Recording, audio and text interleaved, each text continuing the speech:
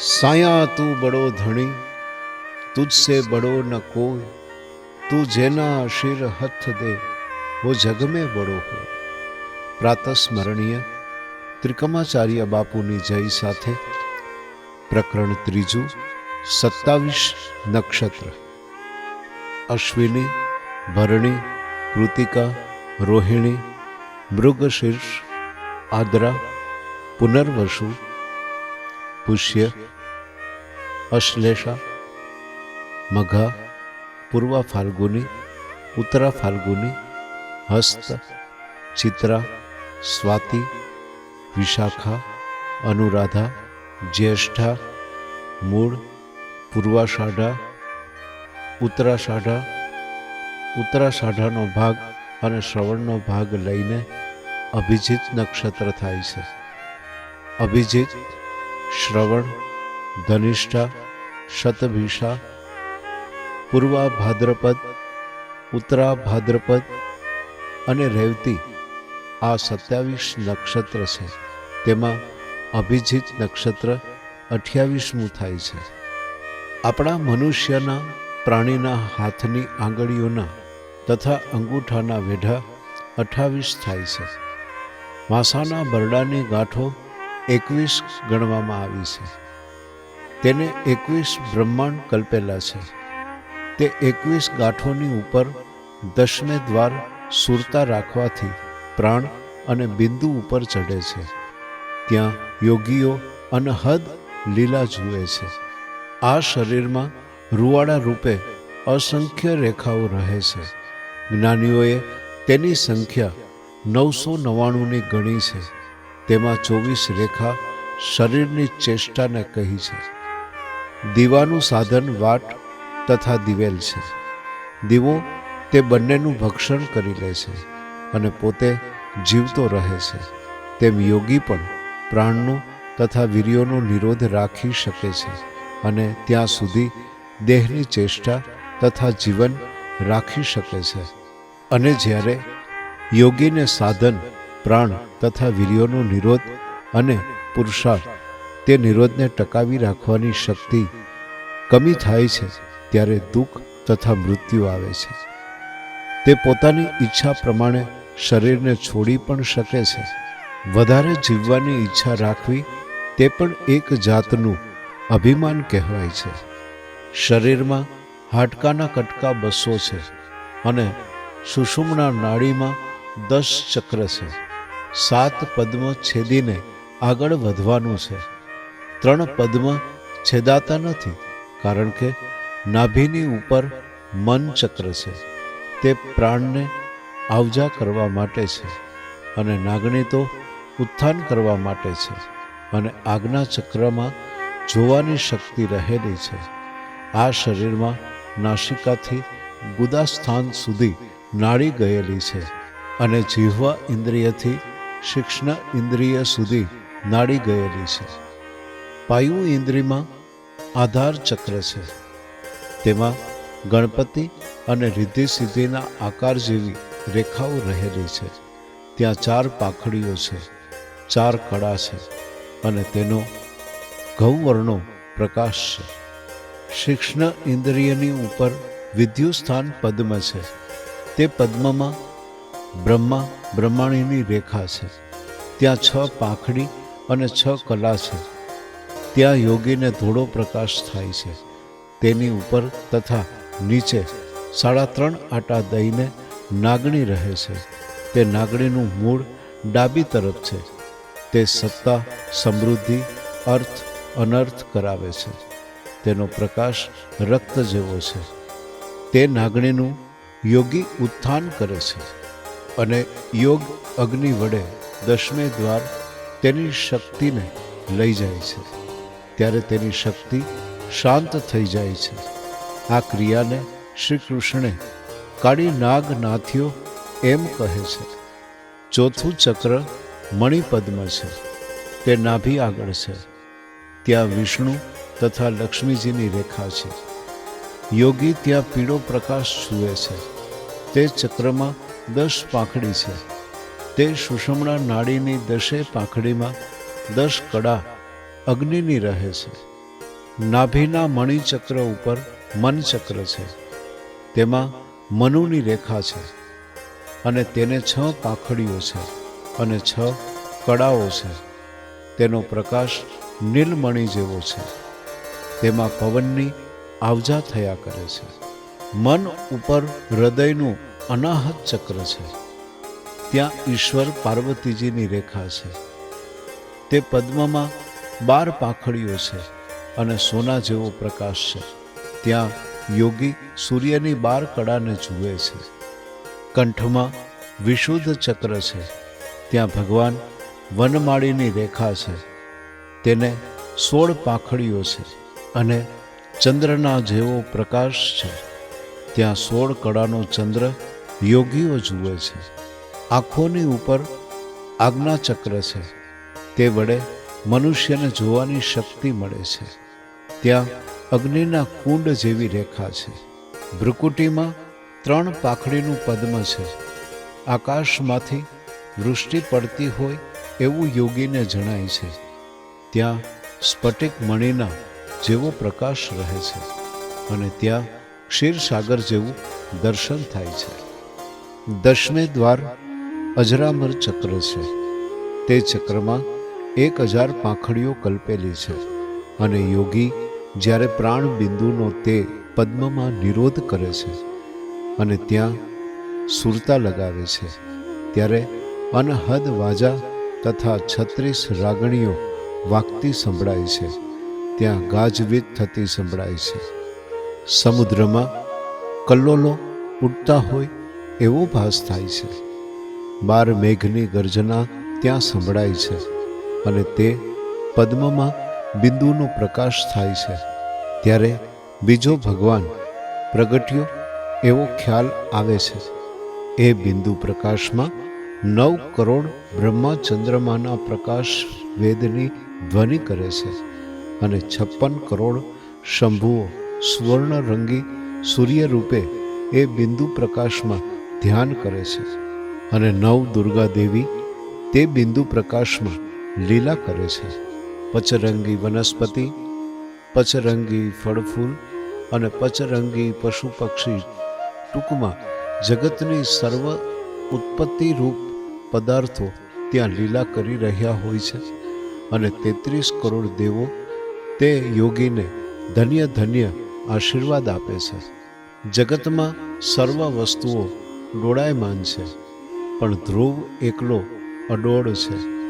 તેમ સર્વ જીવો ડોળાયમાન રહે છે, પણ આ યોગી સર્વ વચ્ચે અડોળ રહે છે. તે યોગી કોઈ પણ પદાર્થથી જરા પણ ડરતો નથી. જેમ 12 મેઘ તથા 49 વાયુથી મંદરાચળ પર્વત ડોલતો નથી, તેમ આવો યોગી કોઈ પણ પદાર્થથી લોભાતો નથી કે ડગતો નથી. તે ધ્રુવની માફક અચળ છે. તેના સત્યના આધારે 14 બ્રહ્માંડ ટકી રહ્યું છે. તેવો પુરુષ જ્યાં આસન રાખીને બેસે કે દ્રષ્ટિ કરે, ત્યાં યોજન પર્યંતની જગ્યા પવિત્ર થાય છે. તેવો યોગી જગતનું અજ્ઞાન રૂપ અંધકાર દૂર કરે છે અને જગતને સદબુદ્ધિ આપે છે. દુર્બુદ્ધિવાળા અજ્ઞાન પુરુષો આવા પરમ યોગીના દર્શનથી પવિત્ર થાય છે. તેવો યોગી પોતાની આવી દશાથી મા બાપ તથા કુટુંબ તથા કુળને કીર્તિ વડે કૃતાર્થ કરે છે. તેની જન્મભૂમિ પણ પાવન થાય છે. 68 તીર્થ પણ તેવા પુરુષને વંદન કરે છે. દરેક તીર્થ સ્થળની નદીઓ પણ વિચારે છે કે ક્યારે આવો પુરુષ અમારા દ્વાર ઉપર પોતાના ચરણને અમારા નીરમાં મૂકી અમને પવિત્ર બનાવશે. એવા પુરુષને જે શ્રદ્ધાળુ જન ભિક્ષા આપે છે, તે શ્રદ્ધાળુ જનને પણ ધન્ય છે. એવા પુરુષની સેવા કરનાર ખરેખર ધન્યવાદને પાત્ર છે. 12 રાશિ, 9 ગ્રહ તથા રાશિના સ્વામી વળી 27 નક્ષત્રનું વર્ણન જે મુજબ કરવામાં આવ્યું છે. હવે તેનો જગત સાથે શો સંબંધ એ આપણે જાણીએ. એક રાશિમાં સવા બે નક્ષત્રનો સમાવેશ થાય છે. વળી એક નક્ષત્રના ચાર ભાગ કર્યા છે. તેમ રાત દિવસના પણ 4 ટંકના 4 કાળ કર્યા છે. મનુષ્ય પ્રાણીના પણ 4 કાળ 4 યુગ કર્યા છે. તેમ વર્ષના પણ 4 કાળ અને 4 યુગ કર્યા છે. તેમ બ્રહ્માના પણ 4 કાળ અને 4 યુગ કર્યા છે. મનુષ્ય પ્રાણી પણ ગર્ભવાસમાં હોય છે ત્યારે મૂર્છાવત હોય છે અને તેની ઇન્દ્રિયોને સુખ દુઃખનું જ્ઞાન રહેતું નથી. આ સમય તે સતયુગનો સમય છે. આ સમય મધ્યરાતથી તે પ્રાતઃકાળ સુધીનો છે. તે સમયે ઉત્તમ જળ તત્વ રહે છે. તે જગતને સુખ તથા લાભકારી છે. તે સમયને રાત દિવસનો સતયુગ કહે છે. પોષ માસથી દિવસ વધે છે અને રાત ઘટે છે. તે ચૈત્ર મહિને રાત ને દિવસ બંને સરખા થાય છે. આટલા માસ વર્ષમાં સતયુગના કહેવાય છે. તેમ સૃષ્ટિની ઉત્પત્તિથી તે કર્મ કે દોષનો વધારો ન થાય ત્યાં સુધીના સમયને સતયુગ કહે છે. કેમ કે કર્મદોષ જ્યાં સુધી વધ્યા નથી ત્યાં સુધી પાપ થોડા સ્પર્શે છે. જ્યારે પ્રાણી ગર્ભવાસમાંથી જન્મ લે છે ત્યારે તો મૂઢ અવસ્થા અને ચંચળ વૃત્તિનો બને છે. તે અવસ્થાને ત્રેતાયુગ કહે છે. દિવસના પ્રાતઃકાળથી મધ્યાહન સુધી વાયુ તત્વ રહે છે. તે વાયુ ચંચળ સ્વભાવનો છે અને સર્વને ડોળાવે છે. આ 6 કલાકને રાત દિનનો ત્રેતાયુગ કહે છે. ચૈત્ર માસે રાત દિવસ બરોબર થાય છે. એ પછી રાત ઘટે છે. તે છેક અષાઢ માસ સુધી રાત ઘટે છે અને દિવસ વધે છે. તેટલા માસને વર્ષનો ત્રેતાયુગ કહે છે. જે સમયમાં વૃત્તિઓ ચંચળ અને આતુર થાય અને શાંતિ ધીરજ અને ગુણ થોડા હોય તે સમયને ત્રેતાયુગ કહે છે. મનુષ્ય પ્રાણીની જ્યારે તરુણ અવસ્થા થાય છે ત્યારે કામ, ક્રોધ, મોહ, મદ, અભિમાન વગેરે વધે છે. તેમ દિવસના પણ મધ્યાહનથી સંધ્યાકાળ સુધી અગ્નિ તત્વ રહે છે. તે અગ્નિ તત્વ ક્રોધ તથા રોગને વધારે છે. મધ્યાહન કાળથી સંધ્યા સુધીના 6 કલાકને રાત દિવસનો દ્વાપર કહે છે. વળી અષાઢ માસથી દિવસ ઘટતો જાય છે અને રાત્રિ વધતી જાય છે. તે આસો માસ સુધી ચાલે છે કે જે સમયે દિવસ અને રાત્રિ ફરીથી સમાન થાય છે. આ 3 માસ વર્ષનો દ્વાપર યુગ કહેવાય છે. તેમ બ્રહ્માના દ્વાપર યુગમાં ક્રોધ તથા કામના વધે છે. જ્યારે મનુષ્ય પ્રાણીની વૃદ્ધાવસ્થા થાય ત્યારે અનેક પ્રકારની કલ્પનાઓ, કામનાઓ, દ્વેષ, વળી રોગ તથા મૃત્યુનો ભય જાગે છે. તે મનુષ્યની વૃદ્ધ દશાને કળિયુગ કહે છે. સંધ્યાકાળથી મધ્યરાત સુધી આકાશ તત્વ રહે છે. તે સર્વ માંગલિક કાર્યમાં હાનિ કરતા છે. આ 6 કલાકને દિન રાતનો કળિયુગ કહે છે. આસો માસમાં રાત ને દિન બંને સમાન થઈ રહે છે, પણ પછી રાત્રિ વધવા માંડે છે અને દિન ઘટવા માંડે છે. તે પોષ માસ સુધી ચાલે છે કે જે સમયે દિવસ બહુ ટૂંકો અને રાત્રિ બહુ લાંબી જણાય છે. આ 3 માસને વર્ષનો કળિયુગ કહે છે. વળી મોટા કળિયુગમાં કામ, ક્રોધ, શોક, ભય, દ્વેષ, ઈર્ષા, સ્વાર્થ, તૃષ્ણા, અજ્ઞાન, અધીરતા, ચંચળતા, આતુરતા, હર્ષ, શોક, લાભ, હાનિ, અર્થ, અનર્થ વધે છે અને સત્ય તથા ધૈર્ય ઓછા રહે છે. જેમ મનુષ્ય પ્રાણી વૃદ્ધ થાય તેમ તેને ખાધેલું અનાજ થોડું પચે અને વધારે ખાય તો અજીર્ણ થાય. એટલે ખાધેલો પદાર્થ ગુણ ન આપે અને વૃદ્ધાવસ્થામાં વિષય કામના થોડી રહે. પ્રજા પણ ઉત્પન્ન થાય કે ન પણ થાય, કારણ કે વીર્યમાં વજન રહેતું નથી. તેમ આકાશમાં કડીકાળમાં બાંધેલા ગર્ભ કોઈ વાર રહે અને કોઈ વાર ખરી પડે. તેથી કોઈ વાર વૃષ્ટિ થાય અને કોઈ વાર ન પણ થાય, અને કોઈ વાર કઋતુએ થાય. જો સૂર્ય, ચંદ્રમા, તારા, નક્ષત્ર, દિન, દિશાએ સર્વમાં જો ધોળો પ્રકાશ, નરમરો પ્રકાશ, શ્વેત પ્રકાશ અને સોના જેવો પ્રકાશ રહે તો પૃથ્વીને લાભકારી થાય છે. પણ જો અગ્નિ જેવો કૃષ્ણ વર્ણો, ભગવો, લીલો, ધૂળ જેવો, ધુમાડો જેવો પ્રકાશ થાય તો જગત ભાગ્યહીન તથા દુઃખી થાય છે. આ કળિયુગમાં સદા ઉલટા પ્રકાશ થયા કરે છે. તેથી જગત ભાગ્યહીન તથા દુઃખી છે. યોગીને નાભીથી 10મે દ્વાર ઉપર 10 નાડીઓ ગઈ. 10મે દ્વાર, આ દરેક નાડીમાંથી 5-5 રેખાઓ ફૂટે છે. તેથી ત્યાં 50 રેખાઓ થાય છે. યોગીને સમાધિ સમયે સુષુમ્ના નાડીમાંથી 10મે દ્વાર 9 ગ્રહ પ્રકાશે છે. બાકીની 9 નાડીમાંથી એક નાડીમાં લાખ તારા પ્રકાશે છે. તેથી 9 નાડીમાંથી 9 લાખ તારા ત્યાં પ્રકાશતા જણાય છે.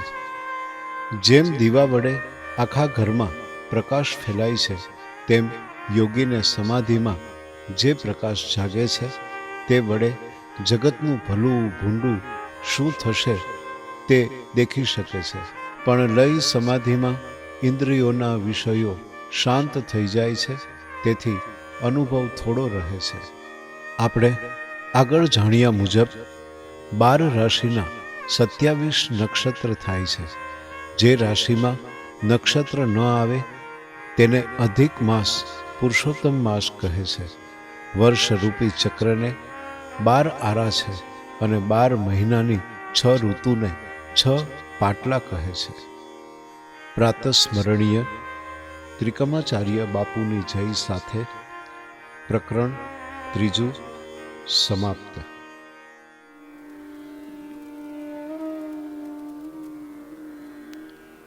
સ્વસ્તિ શ્રી ગણેશાય નમઃ.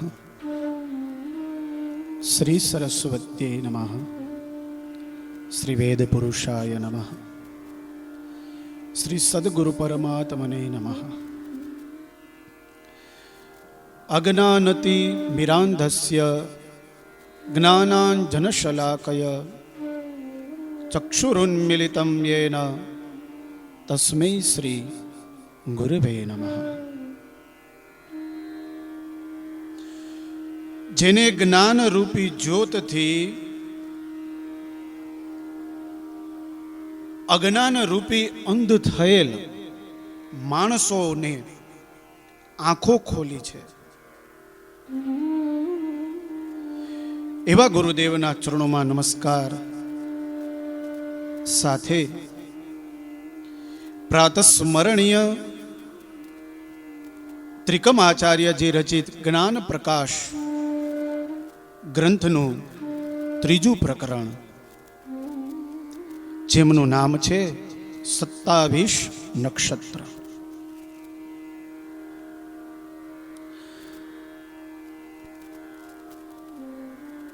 કયા કયા છે 27 નક્ષત્ર? નામ બતાવ્યા છે. અશ્વિની, ભરણી, કૃત્તિકા, રોહિણી, મૃગશીર્ષ, આદ્રા, પુનર્વસુ, પુષ્ય, આશ્લેષા, મઘા, પૂર્વા ફાલ્ગુની, ઉત્તરા ફાલ્ગુની, હસ્ત, ચિત્રા, સ્વાતિ, વિશાખા, અનુરાધા, જ્યેષ્ઠા, મૂળ, પૂર્વાષાઢા, ઉત્તરાષાઢા, શ્રવણ, કનિષ્ઠા, શતભીષા, પૂર્વા ભાદ્રપદ, ઉત્તરા ભાદ્રપદ અને રેવતી. આ 27 નક્ષત્ર થયા.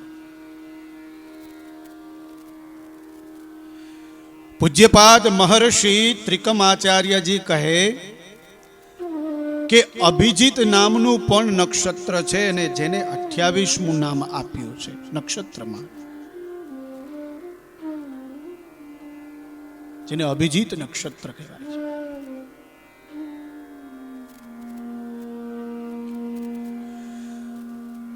જેમ 12 મેઘ તથા 49 વાયુથી મંદરાચળ પર્વત ડોલતો નથી, એવી જ રીતે કોઈ પણ યોગી જે છે,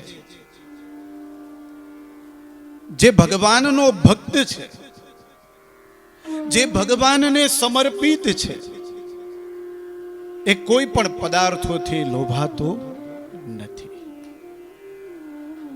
અને ડગતો નથી. જે ધ્રુવજી મહારાજની જેમ અવિચળ રહે છે.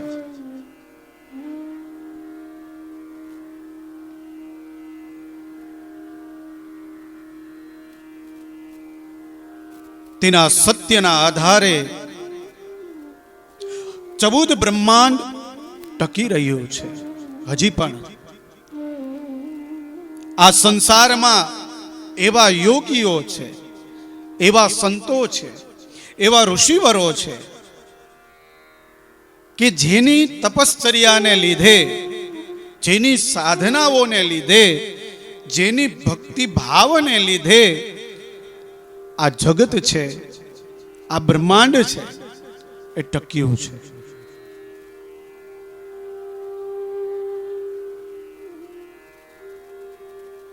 એવા યોગી જ્યાં આસન રાખીને બેસે અને દ્રષ્ટિ કરે, એ યોજન સુધીની જે ભૂમિ છે એ પવિત્ર થઈ જાય છે. એટલે આપણા સંતો મહંતો પણ કહે કે સંગ કેનો કરવો, તો કે સાધુ પુરુષનો કરવો. કોઈ સાધુ પુરુષનો સંગ થઈ જાય, એની કૃપા થઈ જાય, તો આપણું ભાગ્ય જે છે એ આખું બદલી જાય છે.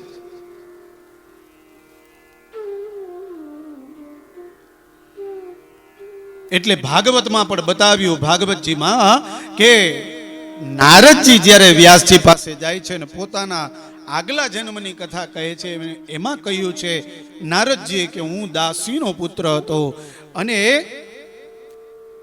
સંતો મહંતો આવ્યા અને એ સંતો મહંતો પાસેથી એક મંત્ર લીધો અને એ મંત્રના પ્રભાવથી આજે હું બ્રહ્માનો પુત્ર કહેવાનો. તો એ મંત્રની તાકાત છે, એ સંતની તાકાત છે. એવી જ રીતે એ ભાગવતમાં 6થા સ્કંદમાં અજામિલ આખ્યાન બતાવ્યું કે એ અજામિલને ત્યાં સંતો આવ્યા અને અજામિલને કહ્યું કે તારી પત્નીના ઉદરમાં જે બાળક છે એનું નામ નારાયણ પાડજે. એ નારાયણના નામની બ્રહ્મ દીક્ષા આપી અને અંત સમયે એ અજામિલ એના પુત્ર નારાયણને બોલાવે છે અને લેવા આવે છે તો કે નારાયણના દૂતો. આ મંત્રનો પ્રભાવ છે, આ સંતોનો પ્રભાવ છે. એટલે સંતો મહંતો યોગીઓ ભક્તો આપણા ઘરે પધારે ને તો એ ઘરને, એ ભૂમિને પવિત્ર કરી દે છે. એનું આસન પધરાય અને એની નજર જ્યાં સુધી જાય એ બધી જ ભૂમિને પવિત્ર કરી દે છે. એટલે 68 તીર્થો એ પણ સંતોના શરણે છે, આવું ઋષિવરો કહે છે.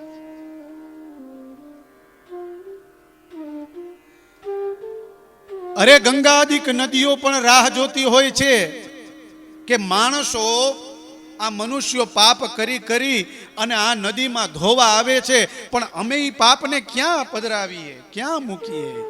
એટલે એ રાહ જોતા હોય કે કોઈ એવો સંત આવે અને અમને પવિત્ર કરે. તો ગંગાદિક નદીઓ પણ એ સંતોની, એ યોગીઓની રાહ જોતી હોય છે. નદીઓ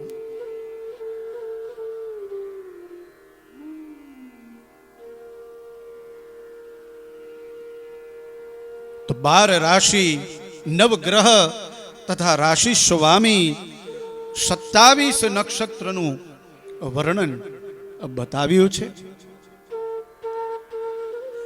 આગળ સદગુરુ ત્રિકમ આચાર્યજી કહે કે મનુષ્ય પ્રાણી માના ઉદરમાં હોય ત્યારે મૂર્છાવત હોય છે.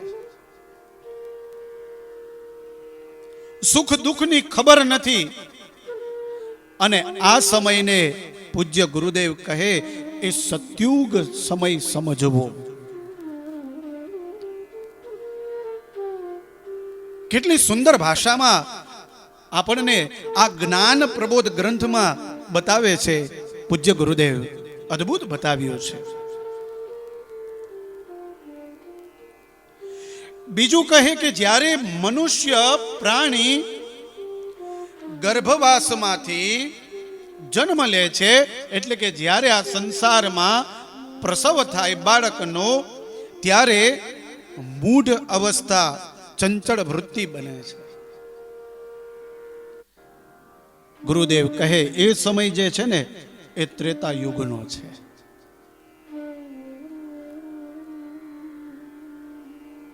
વળી પાછું ત્રીજું કહ્યું, મનુષ્ય પ્રાણી જ્યારે તરુણ અવસ્થા થાય અને ત્યારે કામ, ક્રોધ, મોહ, મત્સર, અભિમાન, દ્વેષ આ બધું વધે. માણસનો સ્વભાવ છે, એમાં કામ પણ આવે, ક્રોધ પણ આવે, મોહ પણ આવે, મત્સર પણ આવે, અભિમાન પણ આવે. ગુરુદેવ કહે એ સમય તો કે દ્વાપર યુગનો છે, એમ સમજવું. વળી પાછું કહ્યું કે જ્યારે મનુષ્ય પ્રાણીઓની વૃદ્ધાવસ્થા થાય ત્યારે અનેક કલ્પનાઓ, કામનાઓ, દ્વેષ, રોગ, મૃત્યુનો ભય જાગે. અવસ્થા આવે ત્યારે ખબર પડી જાય માણસને કે હવે મારો અંત સમય આવ્યો છે અને હવે કાળ આવશે અને મારો પગ પકડશે અને મને મારશે. એટલે માણસ ડરવા લાગે. અને ઋષિવરો તો ત્યાં સુધી કહે કે જે વ્યક્તિએ ભગવાનનું ભજન કર્યું નથી એવો વ્યક્તિ પણ અંત સમયે ભગવાન સુધી પહોંચવાની કોશિશ કરતો હોય, એનું ભજન કરવાની કોશિશ કરે, ભગવાનને પ્રાપ્ત કરવાની કોશિશ કરે છે, તો એ સમયને ગુરુદેવ પૂજ્યપાદ ત્રિકમ આચાર્યજી કહે કે એક કળિયુગ સમય સમજવો. કેટલી સુંદર ભાષામાં ચારે ચાર યુગનું વર્ણન આ માનવનો અવતાર થયો જે ઉદરમાં છે ત્યાંથી લઈને અંત સમય સુધીમાં એ ચારે ચાર યુગનું વર્ણન આચાર્યજીએ આપણને બતાવ્યું.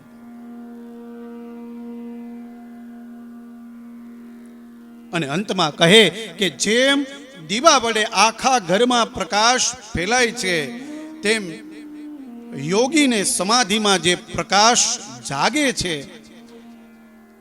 તે વડે જગતનું સારું અને ખરાબ થશે તે દેખી શકે છે. એટલી તાકાત યોગીઓમાં છે. આંખ બંધ કરીને જોવે કે અત્યારે આ સંસારમાં શું ચાલે છે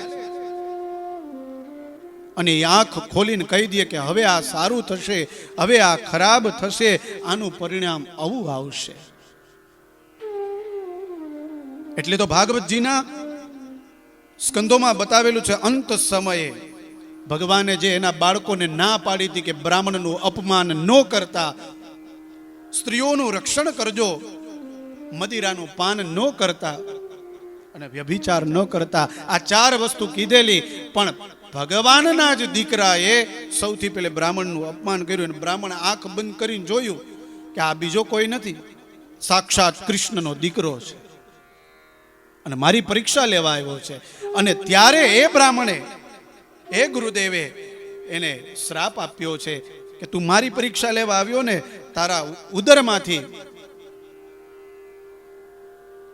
જે પ્રગટ થશે એનાથી જ તારા કુળનો વિધ્વંસ થશે, શૂળ નીકળશે. અને બન્યું એવું છે.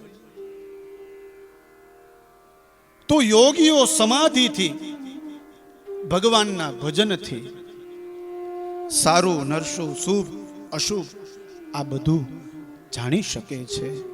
એના સાથે જ્ઞાન ગીતાનો આ ત્રીજું પ્રકરણ અહીંયા સમાપ્ત થાય છે.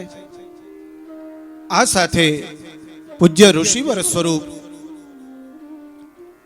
ત્રિકમ આચાર્યજી રચિત જ્ઞાન પ્રકાશ ના ત્રીજા પ્રકરણને અહીંયા સમાપ્ત કરીએ, જેનું નામ છે 27 નક્ષત્ર.